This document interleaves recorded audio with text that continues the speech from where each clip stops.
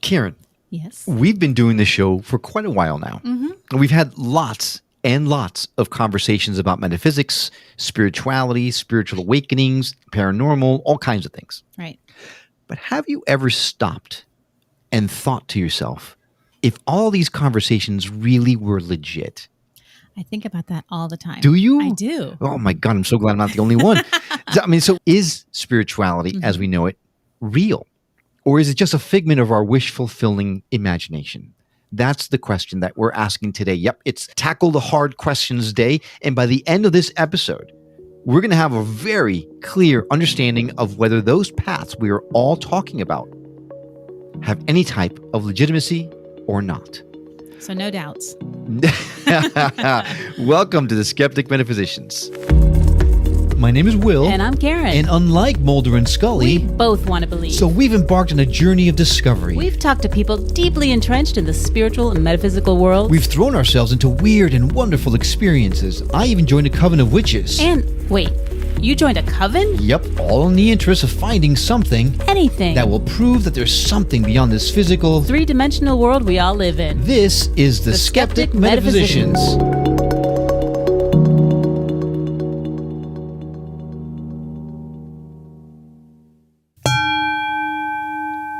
Okay, Karen, I hope you're ready for this one.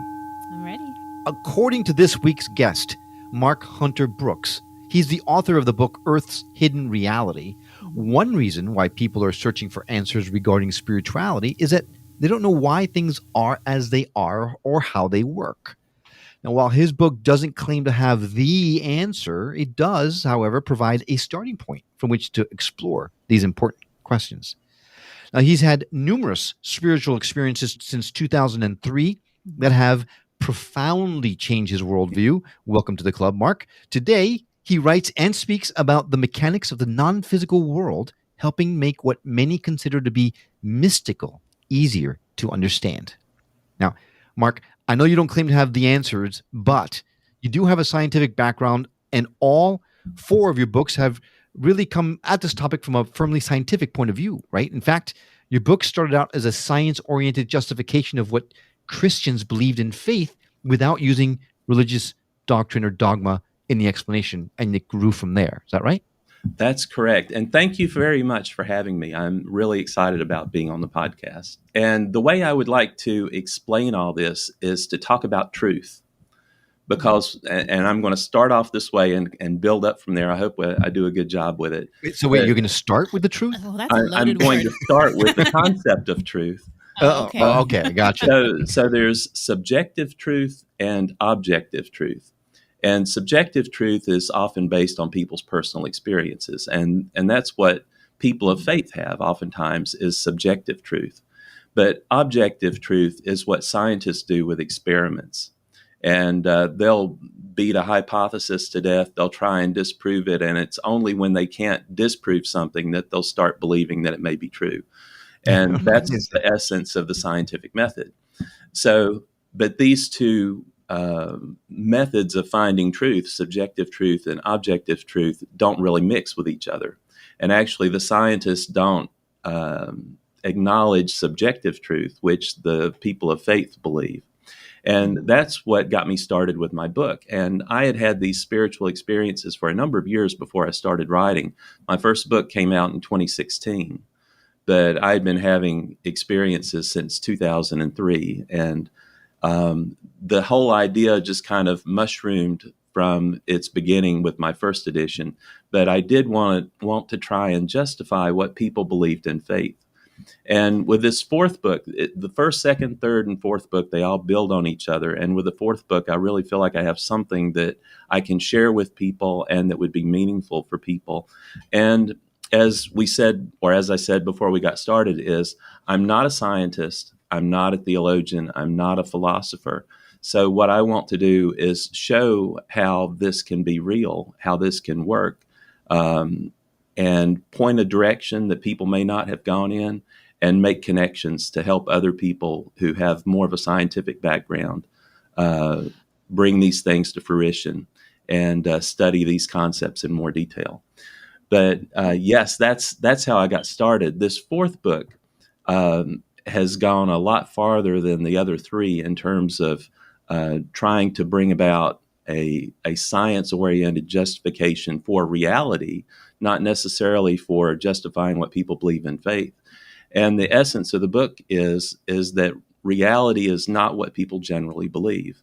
I have to know, you said you'd had a bunch of spiritual experiences in the past. Can you just give us an example of one? Like how strong was it that it kind of led you down this path of questioning? Oh boy. Back in 2003, I just moved to a new city, with my job.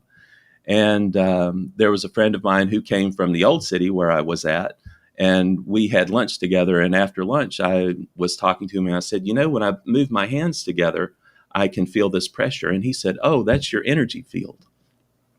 And I said, oh, that's interesting. And so it turns out he had studied for the ministry. He had done a lot of work, with the spiritual. And he gave me a set of exercises to do to sensitize my body to my energy field. And so I worked on that for about a year. And then for some reason or another, which I don't really want to go into, is I read a book. It was called Deliverance from Evil Spirits by Father Francis McNutt. Ooh. And you could probably still find that, but it's a how-to book on exorcism. Oh my gosh. Wow. I know. Okay. Hello.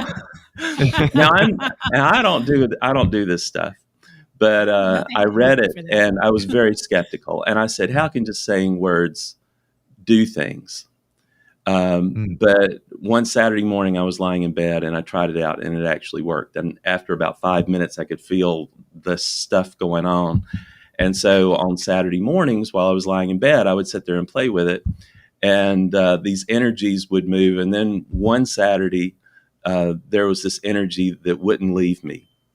And that's what got me started. And so, wait. Yeah. You say that so easily. So yeah, I just kind of played with the how-to exorcism and it worked. So that implies that you had some sort of exorcism worthy. He said he didn't want to get too much into it. So I know, but respectful. Oh my gosh. I know. Maybe get a little bit into it now. Well, and actually I don't do it anymore. I mean, but it was like the first year or 2 years when that was the only kind of technique that I had. That's what I was using basically I was using my sensitized body and I could feel these energies move when I did the exorcism commands because my body was sensitive to it. And I could feel the energies moving up an arm or a leg or through my body and stuff like that. So that's how I knew that it was working. But that's what got me started. And really the essence of the spiritual experiences I've had over two decades now is that I can feel energies moving through my body.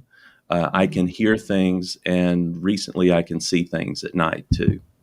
So, wow. Yeah. Why does it always have to be I was night? just going to say, why is it always at night? That's the scary stuff. I don't want to see it at night. I want to see it at nighttime. Yeah. Like So let me try and give you a science explanation to that. How's that? Okay. Oh, I am a ham radio operator. I'm just a ham. Just a and ham. they have just a begun, ham. people. The dad jokes have begun. And one of the things they talk about is how the atmosphere changes at night. And ham radio operators can make these long distance radio connections at night by bouncing their radio signals off the ionosphere. But you get better connectivity at night because there's a change that happens to the atmosphere at night when it goes away from the sun. So I think that's why you have more of these instances of seeing beings from different dimensions appearing. Now, some people can see them during the day too. And I know some people who have had near-death experiences who have had some psychic after effects, and I can explain that too. But they can see things during the day as well. So you can explain psychic. Okay, we're gonna have to have like lots of conversations, I think, because I see repeat guest. Yeah, I do see a repeat guest because you're speaking my language, right? Like how explaining these things are what I set out to do in the first place when I created the show. So it sounds like you and I have a lot to talk about. Cool. Well, why did Jesus tell his followers to believe things in faith if he knew them to be true? And my answer is because reality was different from what people generally believe. And the essence of my book is that reality is fully wave-based and not particle-based or quantum mechanics-based or atomic-based. We're all packets of waves. And so if you use that analogy to explain things, in my book, I explain scientific anomalies, how miracles in the Bible could be explained, how the paranormal could be explained, psychic paranormal abilities, I call them spiritual abilities. And we can get into it a little bit later, but I say those are real, but those are actually how non-physical beings in different dimensions communicate, travel, perceive things, and manipulate energies. And what people on Earth in the physical dimension, when they have these paranormal abilities or whatever, they're tapping into these non-physical abilities through their physical body because they're a multidimensional being as well. And that's how you can have all these things. So oh yeah. How would you explain then? I'm trying to think of a religious thing that most people would know: water into wine. Everybody knows it's even in songs. So if you can explain that, like how would you explain Jesus turning the water into the wine? Oh my goodness. I don't know. I tend to think a lot of the Bible stories are stories to give examples. But if you're saying these things actually happened or can happen, how could they happen? Let me pick another one. Is the feeding of the 5,000? How's that? I was debating between that one and the water into wine. Yeah, so many choices. But I was thinking of ones that people would know about. So Now this is just one explanation. I don't want to say it's the explanation. Sure. But if you look at matter as being packets of waves instead of particles, it's easy to replicate those waves and bring them into being.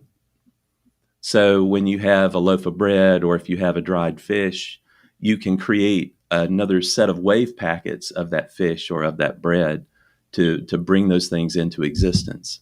Like an echo? I explain it a little bit more in my book. I don't know if it would be appropriate for a podcast. Yeah, it might get too far in the weeds. Oh, that's true. But what I can't wrap my head around is when you're saying, "Oh, we just create other packets of waves." Like, let me reach in my pocket and it'll pull up with this packet. I got a packet full of pockets or pocket full of packets. Yeah. Can you go a little bit into like the theory behind packets of waves? Okay. It's very different than quantum physics, which is what we've been talking about all this time. Right. So let me use an analogy to talk about a fully wave-based reality. I'll use the analogy of an FM radio. So imagine you have an FM radio in your hand, you have a big dial. And when you change the FM radio dial, you move from one station to another. Mm-hmm. So in a wave-based reality, using that same FM radio analogy, when you change the dial, you move from one reality to another because they're at a different frequency, or you move from one dimension to another because they're at a different frequency. And those realities and those frequencies can coexist in the same physical space. And that's been another one of the problems of the particle quantum mechanics paradigm, is they say that you have these multiple dimensions that are these super tiny, subatomic things that exist, that, they have images of ants crawling around a wire, from a half mile away, or whatever, but they say it's something super tiny. But in a wave-based reality, these other dimensions and other realities within the same dimension can exist in the same physical space, just like you have AM, FM radio communications, TV, Wi-Fi communications, and mobile communications. They're all at different frequencies, but they all coexist in the same space. Or like color, is like white all the colors together? Yes. And then you could separate them. Yeah, and a prism can split them out. Hey, look at that. I just impressed myself. Go me. There you go. So the thought of tuning into different frequencies, mean, it kind of goes in line with a lot of the conversations people are having, the fact that love is a frequency. We're all energy, right? We just have to shift our energy, our vibrational levels or rate of frequencies to ascend or things like that. It makes a lot of sense. I'm not sure if they don't potentially live together. Quantum and wave mechanics might not be too far apart. They might be able to coexist, or is They that not possible? they actually do. And before I get into that, I wanted to say one of the reasons why people don't believe folks who are intuitives or mediums or people who work with energies is that they say, well, raise your vibration. Well, everything is energy. Well, I'm trying to give you an explanation of how and why that can be real. So when you tell people who work with energy, when you explain raise your vibrations, you say raise your vibration because you're a wave-based being. And that kind of puts it in context to make it more real. And that's one of the things that I think this book does that my 3 previous books didn't do. I had more questions than answers in the earlier books, but I have a lot more answers in this 4th book. Well, I'm going to ask you some questions about your books in a minute because I'm fascinated by them, and we'll get into it in a second. But before I do that, one of the concepts in your book, you talk about infinity. Right? And Yes. for my mind to picture, like, how is it possible that things just go on forever and ever and ever? How you have a way of explaining how infinity could actually exist, right? Yes. And I'll add a little context around that, is that in mathematics, you have the concept of infinity, where numbers can go on, whole numbers can go on to infinity, and fractions can keep getting smaller and smaller and smaller into a small infinity. But science doesn't believe that infinity exists in nature, because they say in a closed environment, like an enclosed universe, you can't create new matter or new energy. All you can do is just transform matter into energy and energy into matter. Right. So they don't believe that infinity exists in nature. But that's in a 3-dimensional world, 3 dimensions in time. And what I say in my book is, and I believe it's in chapter 8 of my book if people want to look at it, is look at our dimension, our reality as having 4 dimensions. And where you have a whole number infinity and a fractional infinity, in the 4th dimension, that's the first dimension where things can loop. And they have a geometric object called a tesseract that's like a super cube. And there's an image on on Wikipedia. Excuse me. There's an image on Wikipedia. I think Jason Heiss is the guy in Europe who did a public domain GIF of a moving tesseract. But if you look at it, that tesseract is really a torus. And a torus is a donut. And if you can imagine a torus in your mind, you can move that torus, or it's like a bicycle tube. You can move that torus in and out. You can turn it in a circle, and you can kind of like move it end over each other. But it's a 4th dimensional object. And because it moves like that in 4th dimensions, I say that infinity can join together in the 4th dimension in terms and become a loop. So you can have the full whole number infinity join with a fractional infinity as a 4th dimensional spatial or 4th dimension spatial 4th dimension, whatever you want to call it. So that's the concept. But it's now, does it exist in reality? And I'll say that the whole number infinity goes into a black hole, and we have black holes in the center of galaxies and in the universe. And then they have the concept of white holes, where the matter that goes into the black hole and disappears, it comes out as just little bits and particles out of the white hole. And from that's how you get this regeneration of matter. Well, I say in the book that what a white hole really is, and we've been researching it for years, it's the Big Bang. The Big Bang is really just the emergence of matter from a white hole. I was going to ask you if that's what that was. Makes perfect sense. And so if you look at it as reality being 4 dimensions instead of 3, you can say infinity exists in nature because that black hole, white hole loop, the Big Bang as being the emergence of matter from a white hole, that is the example of infinity existing in nature.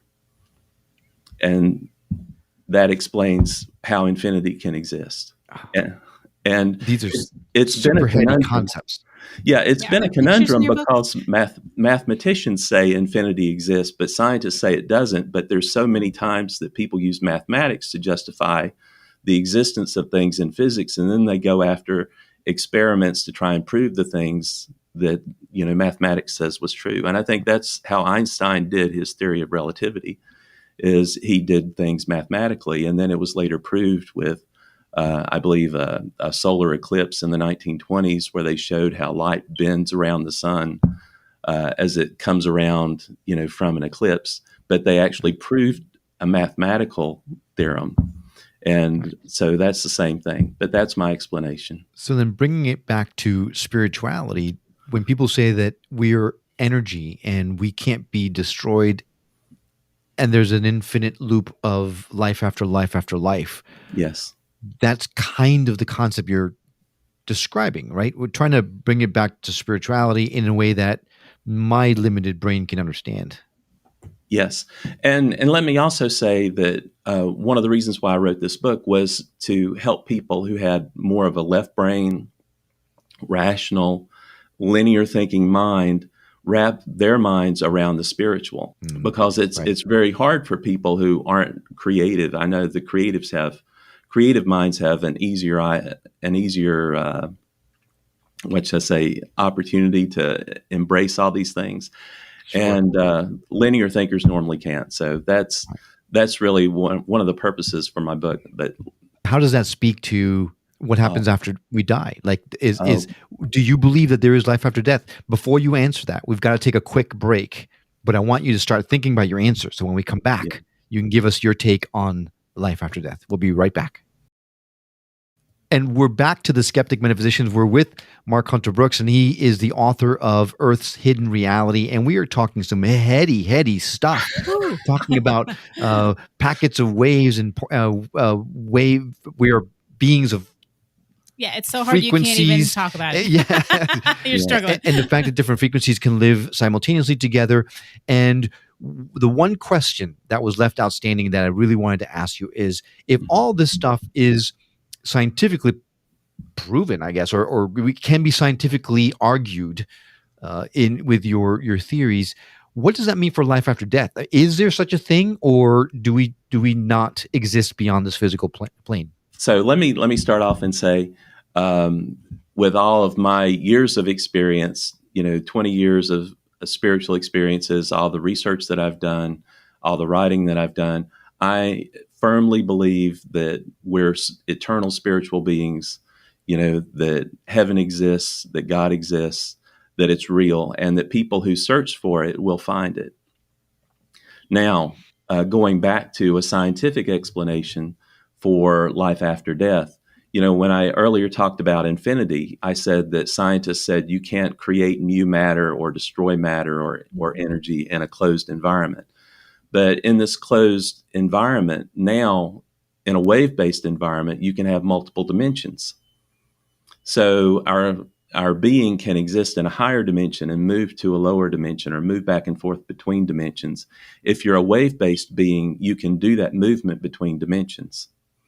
And so is that what's happening when people are seeing spirits?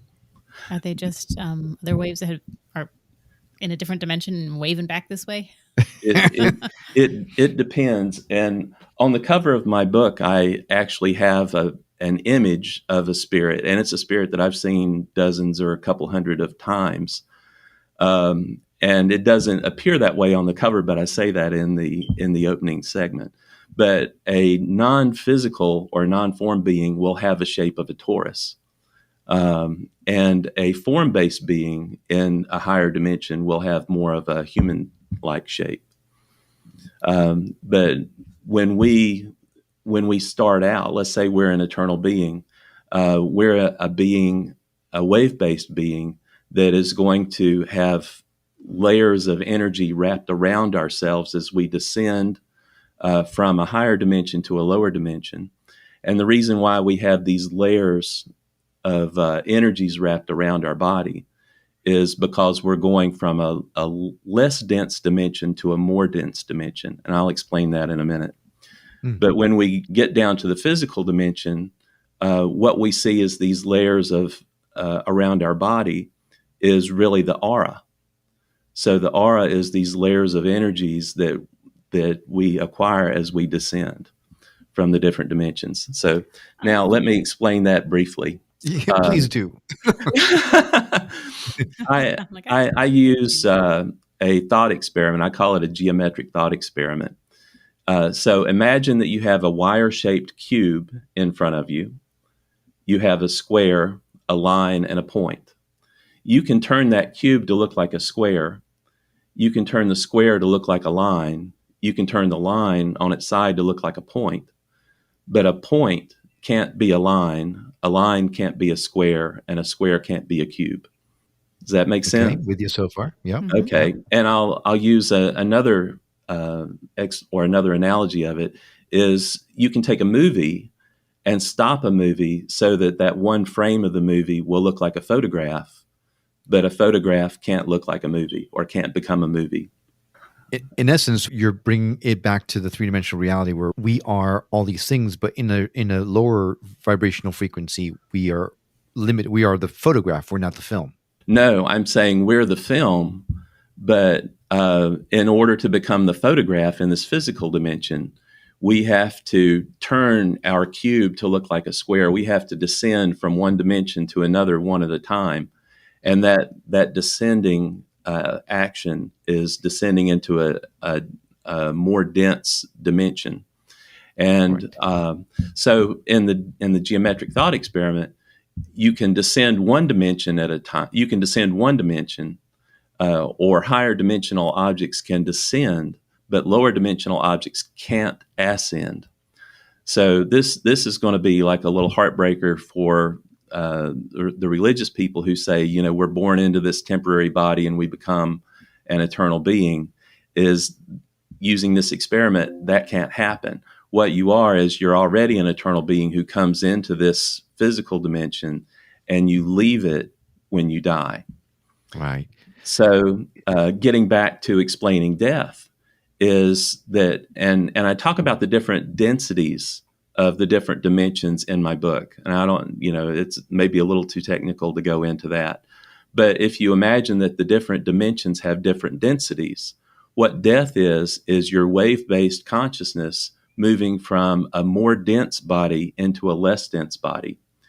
And there's actually 100-year-old books that the Theosophical Society wrote that talk about the astral dimension and the mental dimension, these higher level dimensions. And they talk about our different bodies, our etheric body, our astral body, our mental body, and our causal body.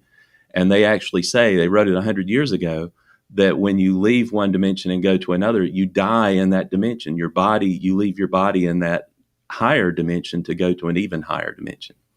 So basically all death is us moving from a more dense body to a less dense body. And that is us as an eternal wave-based being.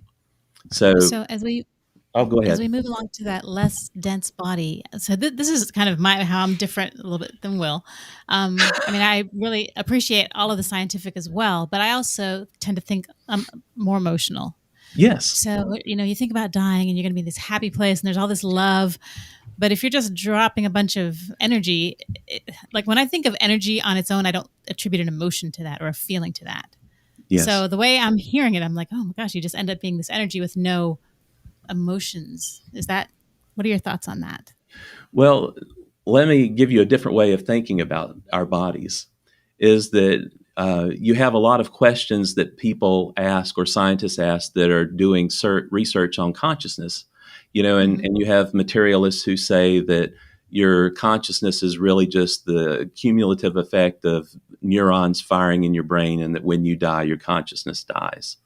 But that's because people are looking at it backwards. And I'll say, look at it from the other way around. Start with your consciousness and build your body around it. And it's kind of like, and I'll use another analogy of you're in a self-driving Tesla car. in your body. Yes, I am. Yes, you are. You know, and you've got self-driving mode. You have what is it? I wanted to say you have traffic avoidance mode. That one's broken in my car. I have traffic. Look for Magnet. traffic. Yeah. Yeah. So anyway, but people look at a person driving a self-driving vehicle, which is our body. They look at the vehicle. They don't look at the driver. But if you're doing all these experiments and all this research on the self-driving vehicle, you're going to come up with all these things about the brain and about neurons firing and about all these abilities and EEG measurements, around your brain and your mind, but you're not going to see the driver of the car. So if I say we're a wave-based being, you're wave-based being, and really, and this is for another conversation, at the very highest dimension, in a formless existence, we're beings of light. So when you say we're wave-based beings, we're really beings of light. But that's another conversation. I'll leave that out. Yeah.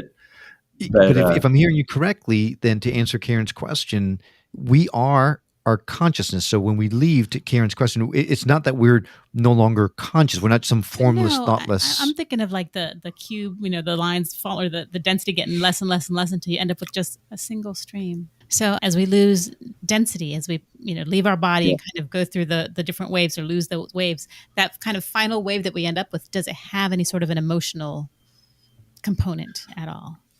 And this is from what I've read, is that our spiritual self has an emotional component, but each time we come down into the physical, we adopt a personality. Okay. And it's the same thing when I mentioned before, about people looking at consciousness from the Tesla perspective as opposed to the consciousness perspective. It's the same thing with people talking about reincarnation, is they're looking at the physical body instead of the consciousness, coming into the body. And Origen, who was an early Christian church father, he said in about 200 or 300 AD, that we were pre-existing souls, and he was getting closer to, this whole concept that we were eternal beings coming into this physical body. But if you want to look at an explanation for reincarnation, and this will blow your mind too, it kind of blew my mind when I realized this, is that if you're in a higher dimension that's outside of time, and you go into a dimension that's in time, you can place yourself at any point in that timeline. And science says that all time exists simultaneously. So you don't have to have a serial existence with your reincarnations of yourself. Yourself can come in the year 2000, and it can come in again in the year 2002 and in 2004. And you can have 3 instances of your spiritual self going through that timeline, living lives at the same time. You're right. That does blow my mind, and it makes my head hurt a little bit. Yeah, I know. I was saying the same thing. There's been so many times when I've been doing this book that I'm just saying, oh my gosh. And I had to just sit there and drop it and just go walk away. And I was just saying, oh no. Then we have to rename past life regressions. Yes. Current, future, past, all life. Maybe alternate life. Not even a regression, the situation. Yeah, alternate life visitation. There we go. Yeah. But it's a way to explain past life regressions and, multiple lives and things like that. Because you're actually tapping into those lives. It's not like you're going back and remembering. You're actually going back and experiencing. You're crossing over and experiencing it at the time.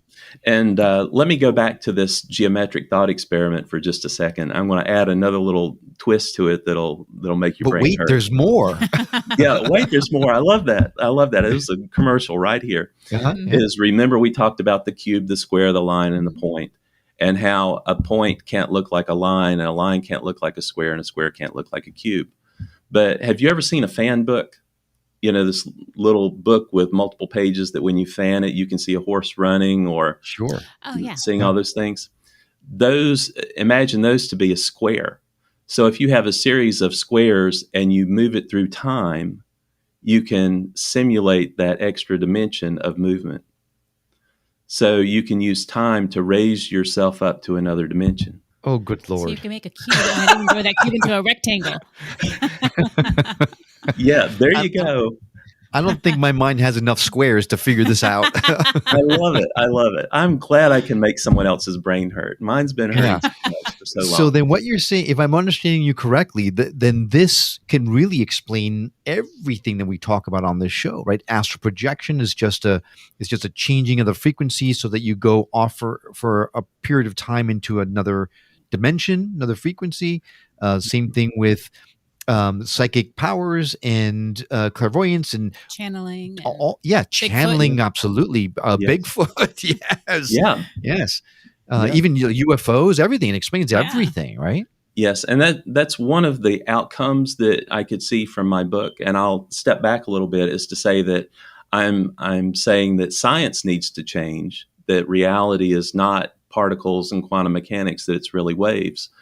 But by having multiple dimensions, I can say from a spiritual or a religious standpoint, I can say, yes, I can show you that heaven exists, God exists, Jesus was real. But on the downside, all these miracles you talk about in the Bible and in these other books, they really obey the laws of physics. And the same thing with the paranormal is that, you could have witchcraft, you could have Reiki, you could have, name all these other things. They're all basically the same principles of physics. So it'll be a downer for a lot of people who have had all these different trainings. Right. They've learned things that are the same things by different names and using different visualization techniques to do them. And I'll give you an example, is intercessory prayer. So the way I would explain things or explain intercessory prayer to people is that you concentrate on an outcome. Say someone's had an accident, they're in the hospital. And my favorite image is to say, I imagine them laying in their hospital bed, getting up out of the hospital bed, taking off their robe, putting on their street clothes, walking out the hospital door, down the hall, and outside the hospital into the arms of their family and friends. And that's my visualization, but that's what I concentrate on. And my intention is that they get well and they get out of the hospital. So this combination of concentration, visualization, and intention, that's the same principles that are used in spell casting. Huh. Right. So, Karen, I think this is a mic drop episode, which basically sums up everything we've always been asking out there. So I think this might be the last episode. We've answered all the questions. We're over. Yeah. Mark, thanks for ruining the good thing, for crying out loud. Well, I hope you'll have me back. So yeah, no, I think we've got a lot to talk about still. This has been a fascinating my gosh, yes. a conversation. No, this is not the last episode, though it could possibly be. It could certainly be our finale. But we've had so much fun talking to you, Mark, that we definitely will ask you to come back and dive into some of these concepts a little bit more in depth as we get further on down the road. Well, I appreciate it very much. I've had a great time, and thank you for having me. Absolutely. Thank you for coming on. Well, I was just going to ask, where can we get your books? They're available on Amazon. And you want the blue book, it's Earth's Hidden Reality. Right. Well, before we go, I do need to ask you, you wrote the 4 books and they build on each other. Do you have to read all 4 books, or can you jump in the middle of one of them? Like the 4th book, for example. I say that each one is a plateau of where I was in my own spiritual development. So in 2016, I wrote my first book, and I tell people, and that was just crap. That was your first book. You messed up and you do all these things. So don't read that one. Don't read that one. So, but the second book is double the size of the first and a lot more scientific, but I didn't really have well-developed ideas and concepts there. I was just exploring stuff. The third book talks a lot more about multiple dimensions. It's starting to get things down, but the 4th book I really have the answers to. The first 3 books are variations on the title, or variations on the theme of Christianity from a different perspective or from a spiritual perspective. And that's going back to my original intention of trying to prove scientifically what people believe in faith by not using doctrine or dogma, because I knew people, wouldn't listen to doctrine or dogma as an explanation. So that was my original goal. It's still my goal, but it's kind of expanded with this book, by going beyond religion. But I can see combining all the different worldviews, the scientific worldview and the religious worldview, into a single worldview, and using the paranormal as the link by saying that from science you have multiple dimensions, and in those dimensions heaven can exist, non-physical beings can exist that have spiritual abilities that are, and then here's the link to the paranormal, that are the paranormal abilities we have on earth, which are the miracles in the Bible that you see. They're just the spiritual abilities, the paranormal psychic abilities that non-physical beings who came to earth use to help us with our spiritual development. Right. Yeah. If everyone could just jump on that bandwagon, right. Great. Well, Mark, you are not doing a great job of trying to sell your own books, except for this last one, but we appreciate your candor. We're going to put direct links to your books directly on our show notes. So if you're interested in taking a look at Mark's books, just go to skepticmetaphysician.com, his episode page, and then you will see the links directly listed there as well. Mark, this has been fantastic. Really appreciate you coming on. Great. Well, thank you for having me. I appreciate it. And thank you for coming along on this journey of discovery. You know someone that would benefit from hearing the messages we shared on this episode or any of our others? Well, we'd really love it if you would do them a favor and share the show with them. It's super easy and you might just help change someone's life. And if you're listening to this on the radio and missed anything, not to worry. All of our shows, including this one, can be found at skepticmetaphysician.com, where you can also watch the videos or even send us email or voicemails directly from the site. We absolutely love feedback and would appreciate hearing from you. We hope that you've enjoyed this episode as much as we have. That's all for now, but we'll see you on the next episode of The Skeptic Metaphysicians. Until then, take care.